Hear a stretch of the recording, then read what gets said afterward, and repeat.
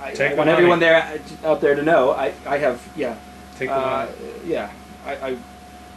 But the problem with Jewish institutions is that, or with if the institution is weak and someone can give that money as a form of control, like I'm going to give you this money so that you're going to be my boy now, and you're gonna say that my shit doesn't stink.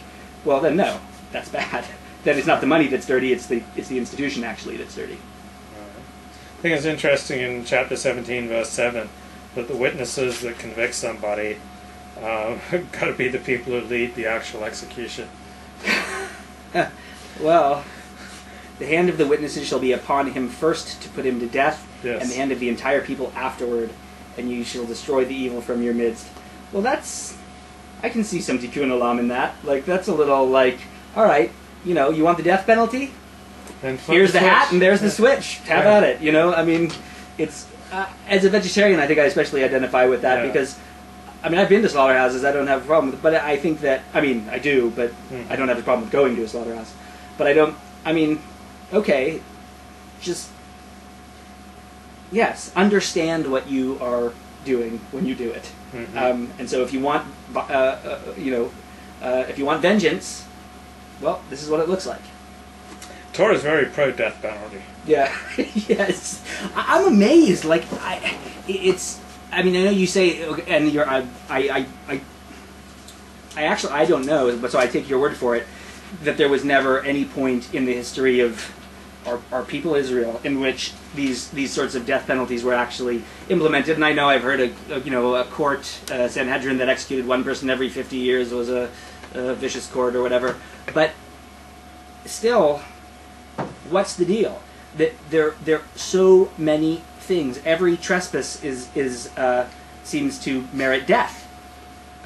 That's how serious the Torah is about purity. The kid talks back, kill him. Your brother, talks fondly of another deity, a neighbor's deity, kill him. And not only kill him, don't feel bad about it. Right. Feel good.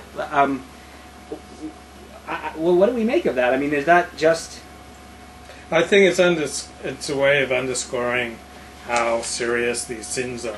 So, just like I believe in the U.S. Navy that if you fall asleep on your watch, it's on the book, so you can be put to death for it. Oh, really? Yeah, because if you fall asleep on your watch, you endanger the whole ship. Right. No. So it's a way of underscoring this is a really serious offense. Now, I don't think they put a lot of people falling asleep on watch to death for it, but it's there on the books to say, hey, this is really serious. But all that does is devalue crimes that they are willing to kill, to execute for. See, I don't understand that. To me, that if I were part of an institution where it said, well, look, this is a serious crime, and so we're going to actually pretend that it's super serious.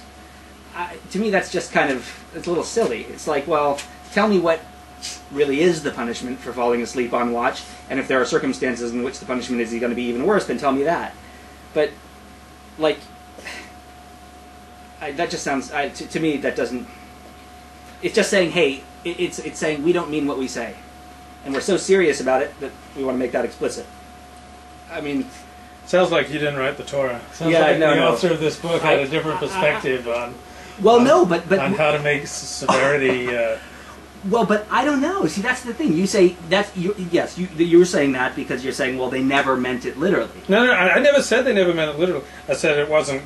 We don't have any evidence that this was carried out on a mass scale. Right. We have no historical evidence for this being carried out. But this is. I didn't say you didn't say he may mean it literally. Yeah, he may mean it literally, and humans were just too fragile to implement it. Well, that's what I wonder, because they get in these debates about the Constitution as well, the original intent of the framers. Right. So the Torah is just another thing upon which, it's not, but it's the same processes of, exegesis. How do you, I'm curious what the original intent of the, whoever it was, who or whatever combination of people or whatever divine entity or whoever. I tell you what, together. If they'd started, I bet you anything, if they started doing a little implementing of this, that a lot of people would have shaped up real fast. Shape up real fast. That's the good thing about wicked vengeance is that it gets people's attention. It's true. Violence. I bet they only have to. It's just like I'm sure you have different views on this, but if you arrest one person and send him back home to Mexico for being in the United States illegally, 100 more people will then pick up and go back voluntarily once they hear about it. So you execute one person for idolatry, right. The 100 other idolaters will stop. Right, well, and especially I think that with the Mexico example, you get people are less likely to try. People are already here are one thing, but less people are likely to try in the future. And that's true. I mean, that's why justice. That's why they say, you know, it's important that justice be done. It's important that justice be seen to be done, because not just for the sake of the punishment, but as a deterrent. It's not just punitive. It's deterrent. It's a deterrent as well, and that's true. I mean, look, there's.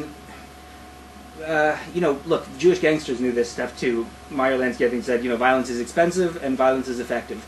And it's expensive because it hurts people and makes them mad at you. It's effective because, boy, they notice it. And who was the amoral political theorist in Italy? Machiavelli said, when you come to power, kill all your enemies. You know, do it at once, kill them, and then, you know, then rule peacefully. Right. Get it all out of the way. Like. Right. Well, and look, there's a reason why Machiavelli has a bad name.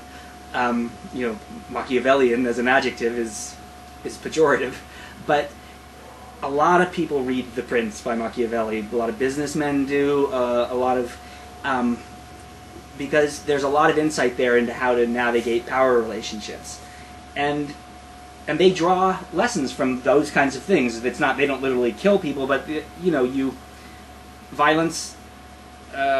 When it's necessary in order to establish that you're capable of it, and then generosity once the violence is, you know, and that's why mafia dons had a peacetime advisor and a wartime advisor, because it was just a different. But anyway, but yes, it's the Torah is certainly on the side of violence is effective as a demonstration to all those people who are ready to do stupid things if you don't show them violence.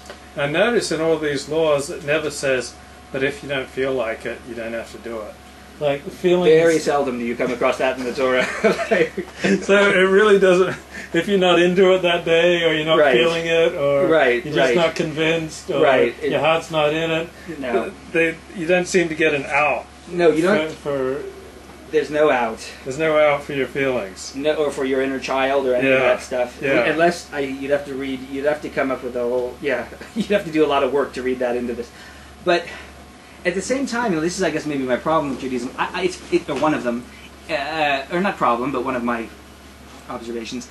It's fine to be that way. Say, hey, look, you just do it, and no matter how you feel, you do it, and the rest of you will follow. And if it doesn't, tough shit anyway, because this is what you do. I understand that way of thinking. The problem is that then the things that are demanded of you should actually be attainable, because Judaism gives you 613 mitzvot, which are actually impossible to implement every day. It's like someone trying to be a perfect vegan. It's actually not possible. And then saying, and if you don't do it, that's an impurity which is worthy of death. So, I mean, one reading of it is just, you know, everyone is worthy of death, which may be true anyway. But I still think it's like it's a psychologically and emotionally tough environment in which to lead your life. Very tough, because. But at least you know the rules. Yeah, you know the rules, but you can't... know where you stand. Right, well, yeah, but no one can say, but it's just as ambitious as the Golden Rule, and just as unattainable, and the consequences for following it, for not meeting it, are not sympathy, as in the case of Christianity, but you're an impurity, you deserve to be wiped out from Israel. Well, what's so tough? I mean, as long as you don't commit idolatry, and you don't talk back to your parents, and you don't... Yeah, but there aren't that many things for which there's a death penalty. I mean, just don't commit idolatry and don't talk back to your parents, and you're pretty much. Well, I guess this is not too bad. Well, okay, you're right, because I'm conflating, and my limited background is a handicap. I'm conflating the 613 mitzvot with capital crimes, and they're not the same thing. But that's true. Okay, but. And if you don't sleep with any family member, that's like 4 commandments right there. Right. Some are easier to observe than others. That one's not so bad. Not eating the limb of a living animal. You know, at this point, I'm not even tempted. You're practically orthodox right now. But yeah, that's true. But okay, so that's true. So it doesn't say you're worthy of death, but it's just this impulse to purity and the loathing